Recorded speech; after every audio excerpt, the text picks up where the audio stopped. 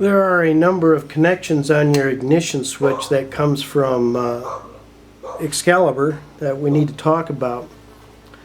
The contact in the center is going to have a little GRD marking on it down here on the body of the switch. That is the ground that goes from here to your fuselage ground. This one right here.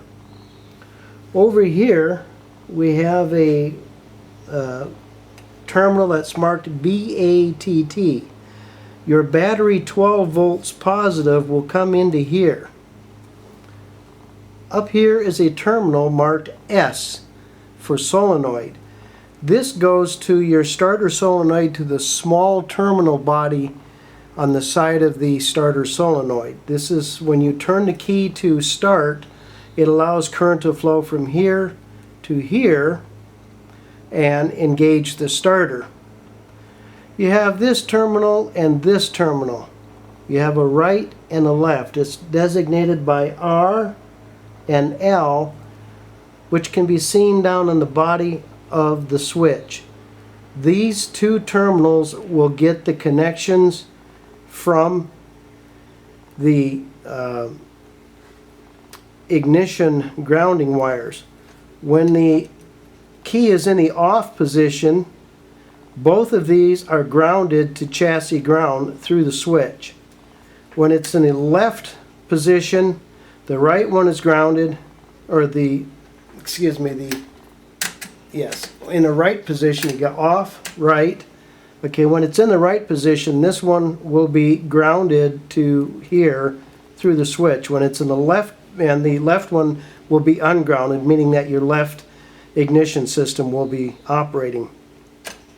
When you switch it to the L position, now the left is grounded through here to fuselage through the switch, and the right one is operating, so your right ignition will operate. That's when you do your what they call the magneto check. In this aircraft, you're not checking magnetos, you are checking the electrical ignition circuits for proper grounding for shutting off the engine when you're through flying.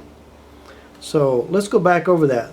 Ground to the fuselage, positive from the battery or from your 12 volt bus line. This goes to the solenoid. This one is your right electrical ignition, or front or back, which whenever you want to call it, and this one is the left. Now on the Heit engine, it's hard to tell which ignition wire is which because they're both the same color, and Heit doesn't bother to tell you. The diagram just doesn't make any sense. So it really doesn't matter, because as long as when you're doing your ignitions test for pre-flight or testing or whatever, when you select one or the other, the engine should remain running, and when you select off, they should both shut off. And that's it for your ignition switch. I keep forgetting I have this little